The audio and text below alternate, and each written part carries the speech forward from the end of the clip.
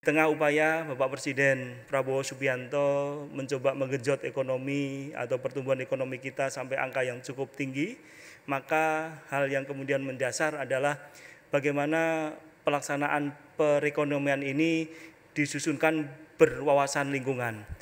Ini suatu pasal yang sering kita lupakan, padahal pasal itu secara strict ditulis, dimandatkan dan tersurat di dalam Undang-Undang Dasar 1945 pasal 33 ayat 4. Di dalam pasal tersebut dimandatkan bahwa perekonomian Indonesia dilakukan salah satunya dengan berwawasan lingkungan. Kemudian pada pasal sebelumnya di 28 huruf H, maka ayat satunya pemerintah menyediakan lingkungan yang layak untuk masyarakatnya. Dua hal ini sebenarnya Bapak sekalian yang harusnya menjadi landasan dari pelaksanaan ekonomi kita. Dan kita berbangga pada salah satu pathway-nya, maka MinID menempatkan kelestarian lingkungan pada salah satu langkah nomor 1. Sekali lagi tepuk tangan untuk MID. Ini mandat yang dimintakan Undang-Undang Dasar 1945 kepada kita semua. Tadi dari beberapa corporate yang ada, hampir semuanya sudah kita tinjau di lapangan. Mulai dari Antam, Vale, kemudian Freeport. Saya merasa kagum dan hormat untuk teman-teman yang kemudian mampu menghadirkan kualitas lingkungan di tengah upaya menggenjot perekonomian kita. Saya belum kesempatan ke Inalum dan apa tadi satunya? Ada satu lagi. Nah, itu saya belum ke sana. Mudah-mudahan pada kesempatan Timah, saya mudah-mudahan ada kesempatan saya bisa ke sana. Bapak sekalian, melandaskan ini kenapa ini penting? Bahwa sampai hari ini pengawas lingkungan di Kementerian Lingkungan Hidup dan jajarannya sampai di tingkat kabupaten kota, kita hanya memiliki 1.100 pengawas lingkungan hidup. Artinya ini jauh dari kemampuan kita untuk mengontrol pelaksanaan kualitas lingkungan ini yang dilakukan oleh banyak sektor di Indonesia. Untuk Bapak Ibu ketahui saja, berdasarkan sistem AMDALNet kita, maka jumlah total persetujuan lingkungan yang ada di sistem AMDAL tersebut sejumlah lebih dari 5 juta unit usaha. Bapak bayangkan, dengan total pengawas lingkungan yang hanya 1.100, maka kita harus mampu menghadirkan kelayakan lingkungan pada hampir 5 juta unit usaha berdasarkan sistem AMDALNet kita. Kemudian berapa penegak hukum kita, berapa PPNS kita di bidang lingkungan hidup, ini tidak kurang, tidak lebih dari 250 orang. Gap yang cukup besar antara unit usaha yang kemudian telah mendapatkan persetujuan lingkungan dengan jumlah SDM kita yang tidak sangat memadai. Kemudian bagaimana dengan teknologi? Teknologi kita juga belum mumpuni untuk mengawal ketaatan pelaksanaan pembangunan lingkungan di tanah air ini. Gap yang cukup besar itulah Bapak sekalian yang mengharuskan kita melakukan langkah-langkah dialog seperti ini. Hanya dengan langkah-langkah dialog ini kita akan mendekatkan antara kekurangan kemampuan kementerian kita, SDM kita dari nasional sampai di tingkat kabupaten, dan penegakan hukum kita dari nasional sampai di provinsi. Maka melalui dialog ini kita harapkan kita akan mendekati kapasitas itu.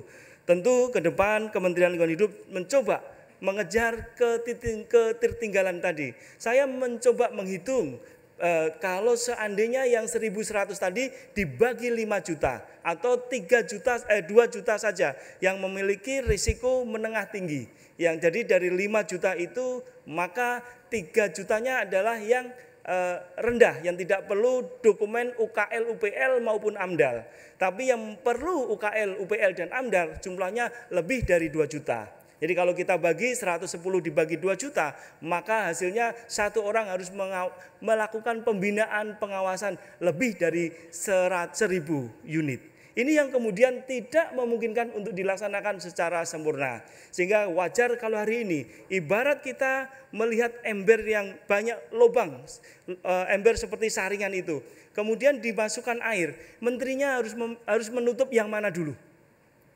Harus menutup yang mana dulu? Ini kita tidak bisa membayangkan. Akhirnya maka apa yang bisa dilakukan menteri hari ini hanya sebatas yang ada dalam jangkauan tangannya. Masih banyak yang kemudian tidak bisa kita lakukan pengawasan dengan detail, penegakan hukum dengan adil. Ini yang kemudian hari ini kami sangat setuju, sangat senang bisa bergabung dengan para pimpinan dari korporasi di bawah MenID ini. Sehingga tentu pada kesempatan hari ini saya ingin menyampaikan beberapa slide yang tadi disampaikan. Saya tadi agak khawatir sedikit juga, Pak. Ternyata waktunya 2 jam. 2 jam itu terus kita ngomong apa itu. Jadi bahan saya bisa habis, biasanya yang ngomong gini para deputi, Pak. Menteri inti-intinya saja. Ini sekarang begitu berhadapan ini nggak mungkin menterinya lari terus pura-pura izin. Ini saya agak sore tadi harapan saya ditinggal, ternyata ditunggui, Pak. Tepuk tangan untuk MID. Pentingnya konservasi mungkin perlu kami sampaikan secara umum. Jadi bahwa Indonesia ini, Pak, secara indeksnya, maka indeks biodiversity kita merupakan tertinggi nomor 2 di dunia setelah Brasil. Angka indeks kita di angka 418,78. Angka ini cukup sangat tinggi biodiversity kita. Kita memiliki 22 tipe ekosistem yang merupakan suatu negara dengan tipe ekosistem yang cukup besar. Jadi tipe ekosistem tersebut mempengaruhi biodiversity kita. Angka 418 indeks tersebut mencerminkan betapa kayanya kita. Namun hari ini apa yang terjadi dengan kekayaan biodiversity kita? Kita hampir melupakan, Pak, hampir melupakan. Tadi upaya yang telah dilakukan MID tentu saya sangat apresiasi. Namun keperluan kita masih jauh daripada yang dilakukan hari ini oleh MID. MID mungkin hanya 20-30% dari pelaku tambang di tanah air. Berdasarkan data kami lebih dari 400 izin tambang yang hari ini kami keluarkan persetujuan lingkungannya. Dengan komparasi seperti ini, tentu banyak yang harus masih kita lakukan. Tentu dukungan dari private sector semacam MID ini menjadi hal yang sangat penting. Ada 22 tipe ekosistem. 8 diantaranya merupakan ekosistem yang penting yang dimiliki oleh Indonesia. Di antaranya ada ekosistem lamun, kemudian kars, danau, hutan keranggas, terumbu karang, mangrove, savana, dan gambut. Dari 8 ekosistem penting tersebut, kita baru menyusun peraturan pemerintahnya untuk 2 ekosistem, yaitu ekosistem gambut pada tahun 2020-an, maka kemudian baru kemarin selesai peraturan pemerintah tentang pengelolaan ekosistem mangrove. Jadi 2 hal ini aja, masih ada 6 lagi yang belum kita susun regulasinya. Bagaimana tata laksana dari penanganan biodiversity kita. Bapak sekalian, dari konteks ini maka kita bisa membayangkan betapa banyaknya tantangan yang harus kita hadapi. Sekali lagi, mandat ini benar-benar dituliskan di dalam Undang-Undang Dasar 1945 pasal 33 ayat 4. Ini yang kemudian harus menjadi filosofi dasar setiap perekonomian Indonesia yang dibangun di Indonesia. Selanjutnya bahwa apa aja yang kemudian dilakukan dengan kondisi ini, maka Indonesia mencoba mengikuti komitmen internasional yang kemudian telah diratifikasi. Komitmen global diantaranya yang kemudian untuk upaya kita menjaga biological diversity kita, yang pertama adalah Convention on Biological Diversity atau CBD. Ini yang kemudian COP-nya tiap 2 tahun sekali. Kemudian Kunming, Montreal Global Biodiversity Framework. Kemudian Nagoya Protokol dan Cartagena Protokol. Sekali lagi Bapak sekalian, kita hanya mampu meratifikasinya.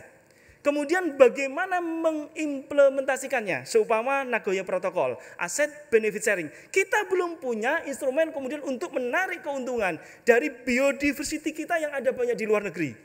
Kita melihat banyak komodo, orang hutan yang kemudian dipajang di luar negeri dan alhamdulillah kita nggak dapat sepeser pun dari manfaat tersebut. Belum lagi kemudian spesies dan genetik yang diambil secara resmi maupun tidak resmi oleh para negara lain. Kita belum punya itu. Karena instrumennya kita juga belum punya Bapak Ibu sekalian. Untuk itu tentu masih perlu. Gap yang ini yang harus kita bangun. Instrumen-instrumen dasar memang telah kita miliki. Tetapi instrumen operasional di level implementasi kita belum punya. Katakanlah protokol, katakan kita bicara tentang keamanan hayati. Apakah kita sudah mampu melindungi keamanan hayati kita? Pembangunan perikanan skala besar dengan menghadirkan ikan-ikan yang kemudian memproduksi dirinya pertumbuhannya sangat besar dan bukan merupakan endemik daripada fauna kita, ini tentu akan mendestruktif fauna alami kita. Dan ini kita lakukan dengan sengaja. Apa itu? Contohnya ikan nila dan emas. Ikan nila dan emas ini telah menghabiskan ikan-ikan alami yang ada di kita. Hari ini kita mau mengembangkan besar-besaran. Ini harus hati-hati sekali. Kita harus memberikan safeguard yang sangat detail. Supaya ikan-ikan yang kita datangkan dari luar ini tidak kemudian melompat ke perairan bebas kita. Dan akhirnya karena kemampuan dia lebih besar, maka itu yang akan menghabiskan fauna endemik kita. Sehingga pada sore hari ini, bila mana nanti Bapak Ibu sedang melakukan kegiatan seremoni pelepasan ikan, tolong diperhatikan hanya ikan yang ada di dalam ekosistem kita yang boleh dilepas. Jangan gaya-gayaan melepas ikan mas sekian ton. Ini bukannya Bapak membangun lingkungan, merusak lingkungan kita, Pak. Maka keamanan hayati ini kita belum memiliki instrumen yang sangat detail untuk mengamankan itu. Bapak Ibu sekalian, dalam konteks ini ada dua regulasi yang sangat penting untuk kemudian menjadi rujukan kita. Yang pertama adalah Indonesian Biodiversity Strategy and Action Plan. Ini suatu dokumen yang disusun hampir beberapa tahun, baru kemarin selesai dan dihantarkan ke Menteri Lingkungan Hidup. Indonesian Biodiversity Strategies and Action Plan ini mencoba menggambarkan apa yang harus kita lakukan. Sekali lagi, ini baru kajian akademik yang sedang kita dorong paling tidak menjadi peraturan presiden. Syukur-syukur nanti ini harus menjadi peraturan pemerintah yang melandasi bagaimana kemudian biodiversity ini kita kelola melalui 3 tujuan utama. Kemudian ada 13 strategi, 20 target, dan 95 action.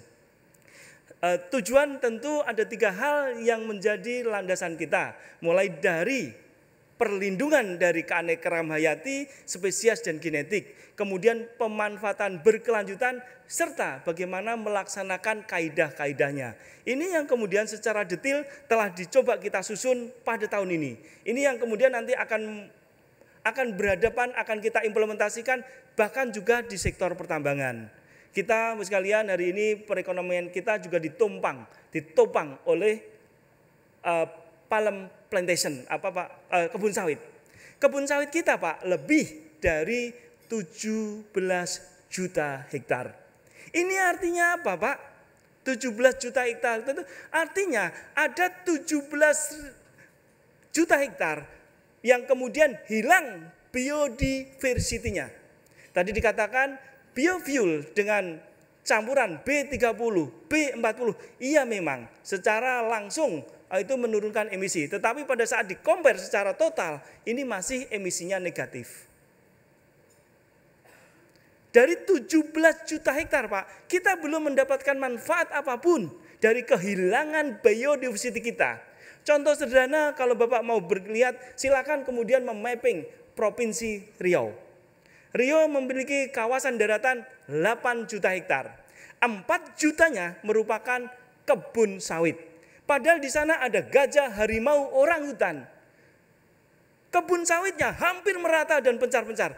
Kemudian pertanyaannya, kemana akan lari gajah? Kemana akan lari orangutan? Kemana akan lari harimau di sana?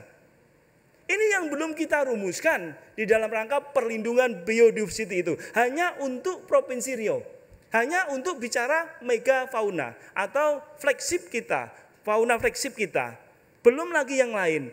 Sehingga tentu kehadiran Indonesian Biodiversity Strategies and Action Plan ini menjadi sangatlah penting.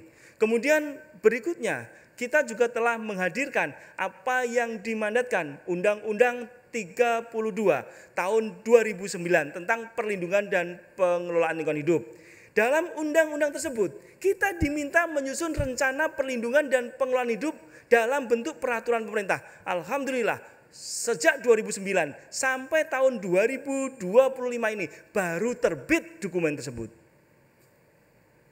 Padahal semua dokumen operasional strategis kita selalu menyatakan bahwa dokumen ini telah disusun berdasarkan rencana perlindungan dan pengelolaan lingkungan hidup. Tetapi dokumennya belum pernah ada. Baru kemarin ditetapkan oleh Bapak Presiden melalui peraturan pemerintahnya. Ini yang kemudian, dua hal ini yang harus menjadi rujukan kita semua. Tidak kecuali MID. MID kita hanya berkenan, apakah kemudian ekstraksi dari sumber daya alam yang dilakukannya telah memenuhi kaidah rencana perlindungan dan pengelolaan lingkungan hidup berdasarkan peraturan pemerintah nomor 26 tahun 2025. Ini Bapak sekalian yang kemudian menurunkan kegiatan di bawahnya. Mulai dari daya dukung daya tampung berdasarkan eco-region yang kita miliki, maka kemudian semua kebijakan yang ada di sektoral, semua kebijakan yang ada di wilayah wajib dilindungi dengan kajian lingkungan hidup strategis.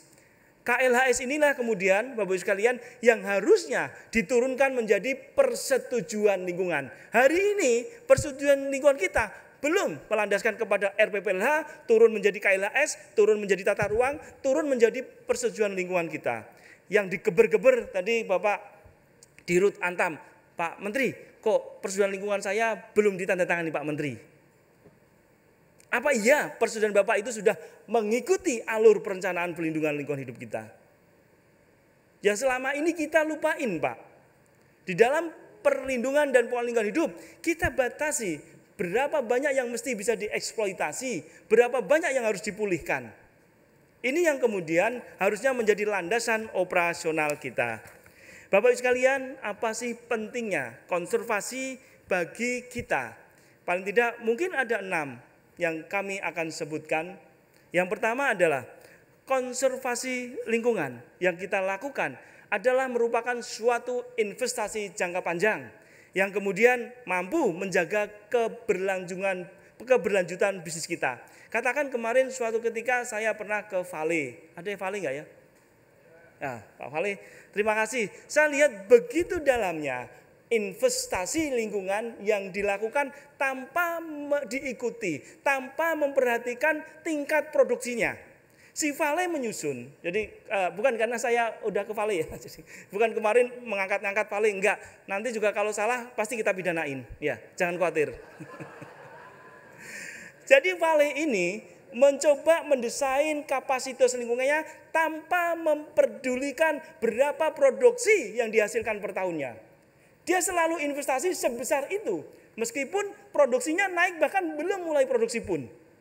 Ini yang kemudian begitu kita total dengan suatu unit usaha yang hanya berinvestasi lingkungan pada saat terjadi bencana, maka nilainya lebih murah daripada yang dilakukan investasi pada saat kejadian.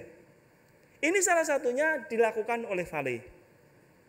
Sekali lagi saya bukan memuji-muji, tetapi ini dokumen yang saya lihat dan kebetulan saya juga melihat langsung kegiatan rehabilitasinya di Sorowako. Kami juga melihat hal yang sama dilakukan oleh Freeport. Pelaksanaan rehabilitasi yang cukup rumit, yang juga menurut saya juga sebenarnya tidak kelihatan mau dia rehabilitasi maupun tidak, yaitu di Grasberg. Tambang dengan ketinggian 4.500 meter di atas permukaan laut. Ini rehabilitasi yang dilakukan oleh Freeport ini untuk menanam semacam semak belukar ini. Biayanya cukup sangat mahal. Bapak bisa bayangkan di udara yang sangat ekstrim itu si Freeport akan mengembalikan vegetasi alamiahnya. Ya ini sebenarnya merupakan rangkaian dari persetujuan lingkungan. Sehingga konservasi ini sejatinya adalah investasi jangka panjang yang harus kemudian kita lakukan. Semisal kita perusahaan air minum, tanpa kita memperhatikan konservasi jangka panjang, suatu ketika maka suplai air kita akan terbatas. Ini yang belum kita lakukan Pak, air minum pegunungan, saya nggak usah sebut mereknya. Namanya air minum pegunungan Pak, tetapi yang digunakan air tanah Pak. Jadi Bapak jangan terperdaya oleh minuman-minuman yang ada di atas meja itu Pak. Belum ada satupun minuman kemasan yang menggunakan air permukaan secara sustainable untuk produknya Pak. Hanya untuk flashingnya iya. Sebutkanlah beberapa perusahaan internasional yang ada di Indonesia. Itu semua juga masih menggunakan air tanah. Tidak ada sustainable di situ Pak. Apa yang kemudian digembar-gemborkan bahwa ini enggak Pak, sama dengan di Jakarta, maksimal mengeksploitasi air tanah sebesar-besarnya untuk dikomersialkan. Air tanah apa bisa kembali? Enggak Pak. Kalaupun kembali berapa puluh, bapak-bapak orang geologi pasti paham persis, air tanah tidak gampang kembali. Bahkan boleh kita katakan tidak kembali. Seumur kita mati 50 kali, juga air tanahnya belum sampai Jakarta Pak. Air tanah rembesannya mungkin paling cepat 1 cm per hari atau ini bagaimana bisa sampai ke Jakarta nantinya. Jadi ini yang terjadi Pak terkait dengan konsep ini. Maka konsep konservasi sebagai investasi jangka panjang ini baru sebatas drama. Baru sebatas kemudian semacam mantra yang banyak disampaikan oleh perusahaan belum kita implementasikan. Maka sejatinya menjaga investasi sebagai investasi jangka panjang ini perlu kemudian menjadi perhatian kita semua. Kemudian konservasi ini juga merupakan penguatan reputasi dan kepatuhan. Tadi Bapak Dirut Main ID menyampaikan kepada kita ada 8 ya Pak yang dapat emas untuk MID. Jadi terima kasih dan tepuk tangan untuk kita semua. Tidak gampang membangun emas untuk suatu tambang. Begitu saya mau tanda tangan itu mikirnya 1000 kali Pak. Ini saya tanda tangani enggak, tanda tangani enggak. Enggak ditanda tangani, sudah dinilai tim. Saya tanda tangani, tambangnya tidak kemudian mencerminkan kondisi yang real, yang mencerminkan emas tersebut. Nanti bagaimana proper akan tersusun, nanti kita akan sampaikan. Kemudian ternyata melalui investasi konservasi tadi, banyak melahirkan efisiensi dan inovasi. Selalu setiap kita menerapkan kaidah lingkungan, selalu mendorong kita membangun inovasi dan membangun efisiensi. Itu 2 hal yang pasti kita lakukan pada saat kita mengedepankan lingkungan. Kemudian mitigasi risiko bisnis. Ini tadi dampak terkait dengan investasi jangka panjang. Ini kemudian mengurangi biaya operasional akibat degradasi lingkungan. Tadi kita contohkan salah satu dari anggota MID kita, semisal Vale. Kemudian berikutnya, selalu setiap kegiatan konservasi yang dilakukan oleh unit usaha mampu memberikan manfaat bagi masyarakat sekitar melalui program konservasi berbasis komunitas. Kemudian selanjutnya, bahwa konservasi ini juga membuka akses pasar dan pendanaan hijau. Ini yang kemudian harus menjadi suatu opportunity, peluang yang harus kita lakukan. Bapak sekalian, terkait dengan konteks itu, mungkin saya tidak berbicara banyak terkait dengan udara yang tidak sehat di Jakarta. Intinya udara yang tidak sehat di Jakarta, sudahlah kita renungkan saja. Melaksanakannya hampir mustahil kita perbaiki kualitas udara sehat di Jakarta. Kecuali kita mampu berkeringatan. Kita bersedia berkeringatan untuk itu. Dari udara yang tidak sehat di Jakarta, maka kontribusi utamanya ada di bahan bakar minyak kita. Hampir 90% kita, maka BBM kita memiliki kandungan sulfur di atas 1.500. Padahal Euro 4 hanya mensyaratkan, setara Euro 4 hanya membolehkan ada 50/4 million dari kandungan sulfur yang ada di BBM kita. Apa yang ada di situ? Maka hari ini kami sampaikan. Yang pertama tentu penggunaan B40 itu paling tidak mengurangi 40% dari kandungan sulfur yang ada di bahan bakar fosil fuel. Tapi kemudian apa nama yang kemudian memiliki kandungan sulfur yang rendah? Di antaranya untuk gas oil adalah Pertamina DEC. Ini boleh kita lihat. Kalau kita kemudian lihat jumlahnya, itu hanya sedikit dari semua yang ada di di pom kita. Jadi BBM kita kandungan sulfurnya di atas 1.500/4 million. Yang kemudian pada BBM setara Euro 4 itu hanya boleh 50/4 million. Itu hanya di Pertamina DEC, kemudian Pertamax Turbo. sama Pertamina RON 95. Di atas itu semua di atas 1000 per 4 milim kandungan sulfur. Ini dampaknya apa sih itu?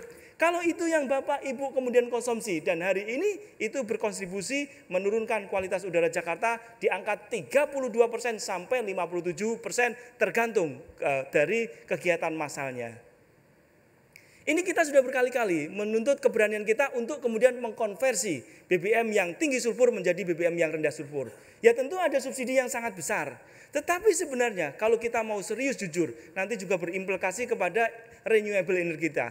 Kenapa renewable energi itu enggak jalan-jalan Pak? Enggak secepat jalannya Pak? Karena banyaknya subsidi kita berikan untuk BBM yang kemudian tidak ramah lingkungan.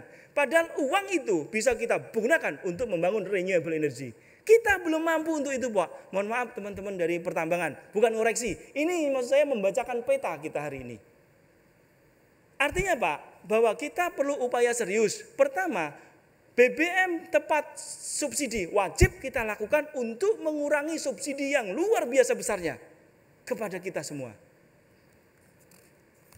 Langkah berikutnya tentu mengkonversi BBM kita, mulai dari penggunaan coal yang ada di pabrik-pabrik yang ada di kita. Bapak sekalian, kami ingin kabarkan kepada kita semua bahwa dari 114 kawasan industri, maka 48-nya ada di Jabodetabek. 48 ini data resminya di kita memiliki 6.800 cerobong yang resmi yang terdata di Kementerian Lingkungan Hidup. Belum yang tidak resmi yang barusan kami tutup di Cikandi. Artinya tidak mudah kita menyelesaikan itu, tetapi kita wajib mencoba itu. Dukungan dari teman-teman MID menjadi penting. Bapak sekalian, terkait dengan konteks pertambangan, bagaimana strategi penanganan kegiatan tambang? Tadi sudah saya sampaikan kepada kita semua. Mulai dari kegiatan pencegahan, kemudian pengendalian dampak lingkungan, kemudian peningkatan kepatuhan, penegakan hukum, dan pemulihan pasca tambang. Mudah-mudahan dari grup MID ini tidak kepada level 4 dan 5, penegakan hukum dan pemulihan pasca tambang dengan paksaan. Jadi mulai pengendalian dampak lingkungan. Hari ini sebenarnya salah satu langkah-langkah yang kita susun untuk melakukan pengendalian dampak lingkungan. Ke depan Pak Direktur MID, Pak Maruf izin bila mana diperkenankan, maka untuk mengurangi gap tenaga pengawasan kami dengan teknologi yang belum kami miliki dengan sangat sempurna, kami harapkan kita bisa menyusun dialog-dialog ini pada level teknis. Sehingga untuk mengurangi, sekali lagi untuk mengurangi atau kemudian untuk melakukan peningkatan pengendalian kualitas lingkungan kita. Ini yang tidak kita lakukan. Hampir di semua tinjauan kami pada kawasan industri ini juga bermasalah. Sehingga pengendalian dampak lingkungan melalui kegiatan semacam ini pada level teknis sepertinya harus kita bangun. Nanti mungkin 6 bulan sekali bos-bosnya kumpul lagi untuk mencermati apa yang kita cita-citakan. Sekali lagi mandat kita, Undang-Undang Pasal 33 Ayat 4 Undang-Undang Dasar 1945. Bila mana pengendalian itu tidak bisa kita lakukan, maka kita akan lakukan peningkatan kepatuhan melalui berbagai instrumen yang kita lakukan. Mulai dari proper. Proper hari ini kita lakukan hampir kepada 6.000 entitas usaha yang ada di seluruh Indonesia. Tahun kemarin 4.459 unit usaha. Dari penilaian proper tahun 2024, maka hanya 58% yang kemudian nilainya propernya biru. Ini bukan partai ya Pak, propernya biru. Biru itu dia hanya sebatas comply terkait dengan kewajiban yang dimandatkan regulasi kita. Ini yang dinilai berapa Pak? 4.459 unit usaha. Kita punya berapa unit usaha Pak? Ada 5 juta unit usaha. Masih jauh jumlahnya itu. Itu pun juga hampir kemudian 28% pada status merah, tidak taat.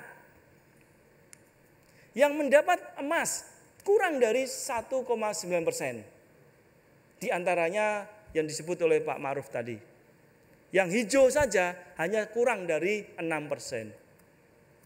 Jadi langkah-langkah seperti itu tentu harus kita pikirkan bersama. Kemudian penegakan hukum, toh Pak, kami tidak memiliki daya yang cukup sangat besar. Sebagaimana kami sampaikan, kita hanya memiliki PPNS kurang dari 250 orang untuk nasional menangani yang hampir 5 juta unit usaha di seluruh tanah air ini. Ini gap-gap yang harus kami sampaikan. Kenapa kemudian secara mandiri harapan saya MID akan menjadi contoh dan barometer pengelolaan lingkungan hidup dari sisi tambang. Sekali lagi besar harapan saya ini bisa diwujudkan. Selanjutnya terkait dengan proper kriteria penilaian proper. Jadi proper ini tadi sudah kami sebutkan ada grafik lingkaran ini. Maka kita mengenal yang namanya nilai hitam, merah, biru, hijau, dan emas. Maka yang merah dan hitam izinkan kami untuk melakukan penegakan hukum kepadanya. Jadi kepada yang merah tentu kami akan dekati dengan sanksi-sanksi administratif.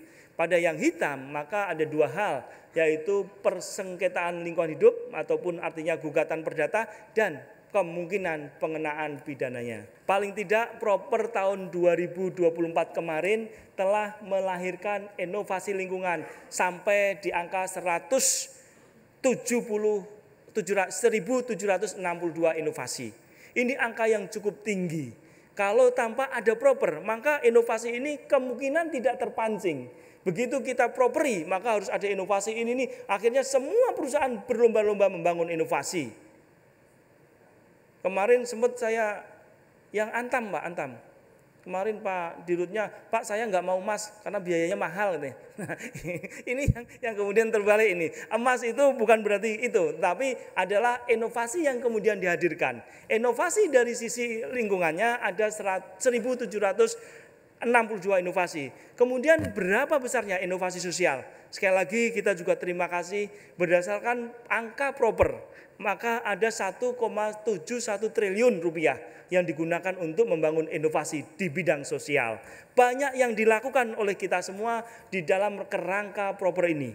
Paling tidak kami mencatatkan hampir ada 25.966 program proper di seluruh sektor pada saat penanganan peningkatan kepatuhan kita kepada kualitas lingkungan.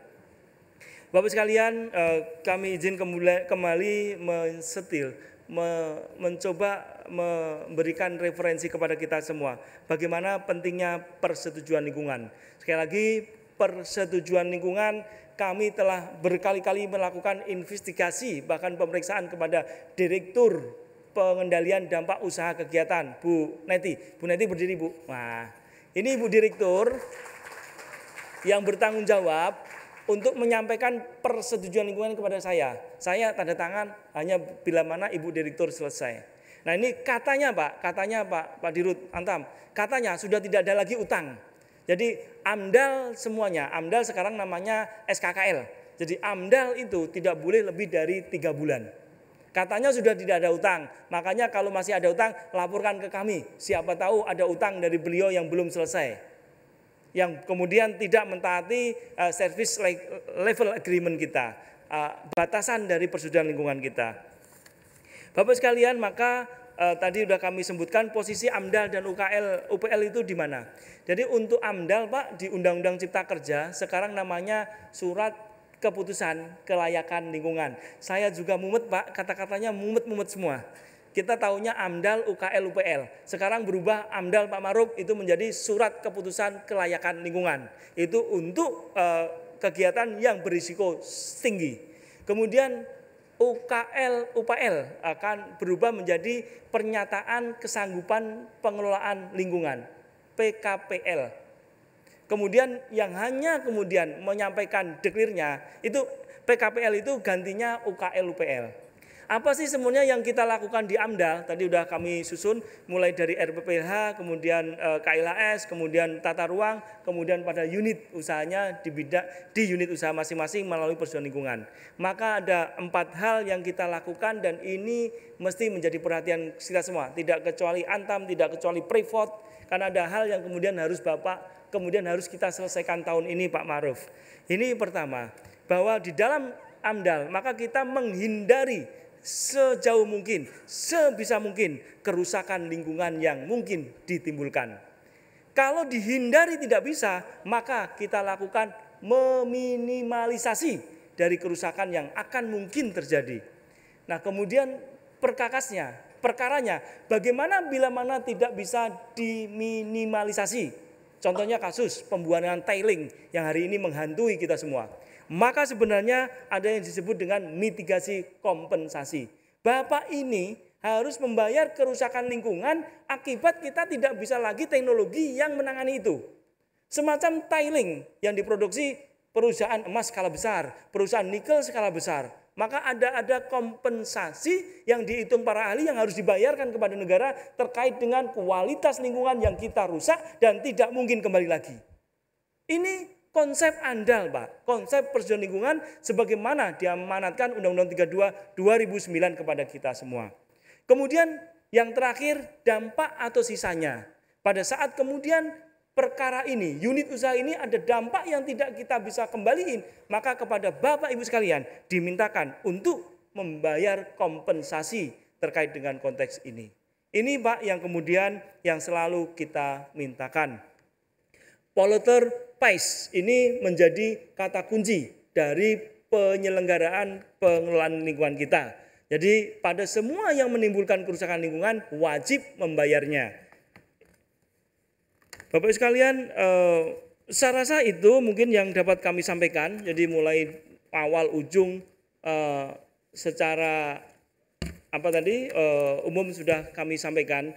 Mungkin itu yang dapat kami sampaikan. Tentu kami sangat mengapresiasi kegiatan kita pada sore dan malam hari ini. Mudah-mudahan ini mampu mewujudkan konstruksi yang dimandatkan Undang-Undang Dasar 1945, terutama pada pasal 33 ayat 4 dan pasal 28 huruf H ayat 1. Demikian, salah khilaf, mohon maaf, tetap semangat untuk konservasi alam kita. Wabillahi taufiq wal hidayah. Wassalamualaikum warahmatullahi wabarakatuh.